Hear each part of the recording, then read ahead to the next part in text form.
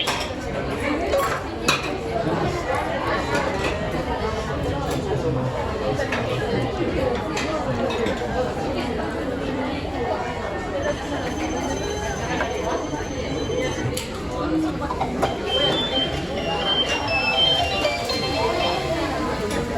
まもなく到着します。Hey guys, welcome to my channel. Today I want to talk about discrimination against Japanese people. So let's get started.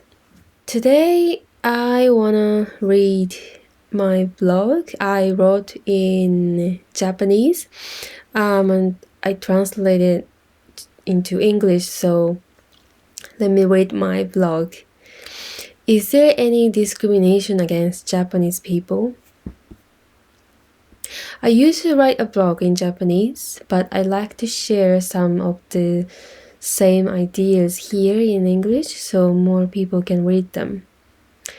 I lived in Germany 1 year, I lived in Ireland 1 year. Since moving to Europe, I've started to see Japan from a different perspective. It made me realize that Japan is a country many people know very little about, even though it has its own very distinct culture and way of life. That was surprising to me because I used to believe Japan was the standard, like it was the center of the world. Everything felt normal to me growing up there. When traveling abroad, some people worried about facing discrimination as Asians or specifically as Japanese. The answer is yes, both in positive and negative ways. Seen as Asian, not Japanese. Depending on where you are, whether in a city or a rural area, Japanese people are often not recognized specifically as Japanese, but just as Asian.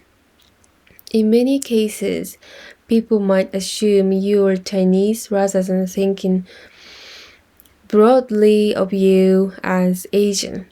For example, I've heard people approach me saying ni hao or asking, "Are you Chinese?"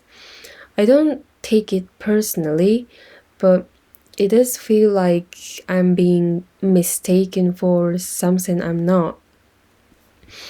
Interestingly, local Chinese people in Europe often speak to me in English, not in Chinese, because they can tell by my appearance or behavior that I'm not Chinese. Still, I don't think this kind of misidentification is discrimination. It's more a matter of lack of awareness. Think about it. Can most Japanese people instantly tell the difference between a German and a British just by looking at them? Probably not. We tend to just think they are foreigners or Westerners. That doesn't mean we're prejudiced. It just means we are unfamiliar. Once in Germany, I was walking past a bar and some people shouted "Kanpai." That means cheers in Japanese. I was surprised and thought, how do they know I'm Japanese? Honestly, it was a bit of a mixed feeling. It felt playful, but also a little awkward. You just need to get used to it. In my opinion, we just need to accept the fact that many people around the world cannot distinguish between Chinese, Japanese, Korean, etc. If you've lived in Japan your whole life, it can be a bit of a shock at first, but once you get used to it, you won't care as much. Sometimes conversations even start in a fun way. Are you Japanese? I love Japanese ramen. My Chinese friend who used discrimination. Who used discrimination. One of my Chinese friends told me that she used her gym card to lend it to other Chinese friends because to many Germans, all Asian faces looked similar. The gym uses a tapping card system with a reception desk where staff check people's faces. She said, "You could probably use mine too."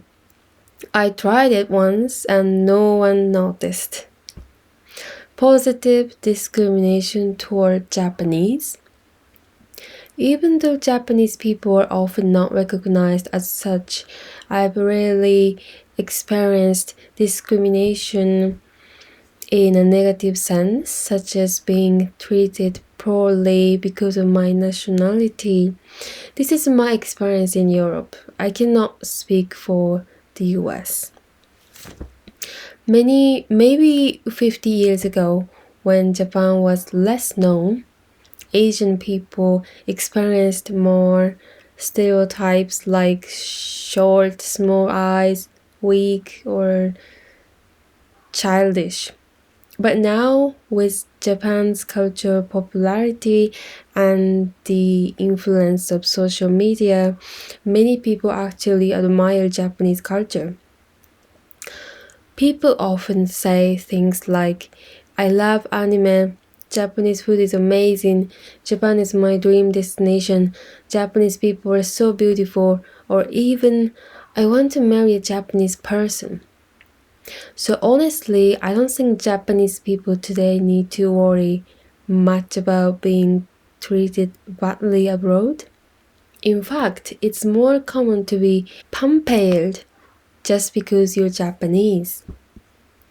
My experience being pampered. I worked as a waitress at a traditional restaurant pub in Ireland.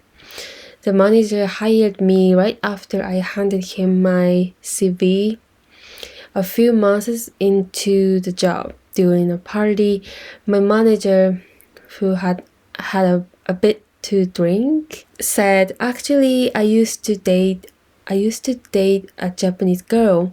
When I saw you were Japanese, I just had to hire you. We all know Japanese people are hardworking." I had expected to be asked about my English level or job experience in hospitality, so this surprised me. I feel lucky that my manager had a positive impression of Japanese people before starting the job. I was honestly worried. This is a small town, not very international, and I was afraid of possible discrimination. But the reality has been the opposite. I've received many compliments and warm conversations like, "Where are you from? Japan? That's amazing. I'd love to go there someday. You have a great smile. Here the tip. Your service was excellent. This tip's for you." Something like that. Sometimes I feel like people are overly kind just because I'm Japanese. I write more about tipping culture another time. But in the restaurant, I find myself repeating the same "Where are you from?" conversation so often that I've started to get a little bored. Foreigners in Japan face more discrimination. Even though Japan has more foreigners than ever before, I feel like many Japanese people still see them as special in both good and bad ways. I'm no exception. I understand how hard it is to suddenly shift from a homogeneous society to a multicultural one. Until recently, most Japanese people only interacted with other Japanese in restaurants, hospitals, taxis, salons, etc. So it's understandable that people still view Japan as a Japanese-only country. When foreigners suddenly arrive and we are told to treat them just like locals, it can take time to adjust. That's why I believe foreigners in Japan still face unfair treatment at times. In fact, I've heard many of my foreign friends say they've had frustrating experiences in Japan. Ideally, Japan should evolve into a country where everyone respects each other and cultural exceptions are accepted, while still preserving our unique traditions. Not a Japan that loses its culture due to the influence of gaijin, but a Japan that opens up like kaikoku, which means national opening, rather than remaining in sakoku, which is national isolation. Thank you for listening to me. I'll see you in the next video. Bye.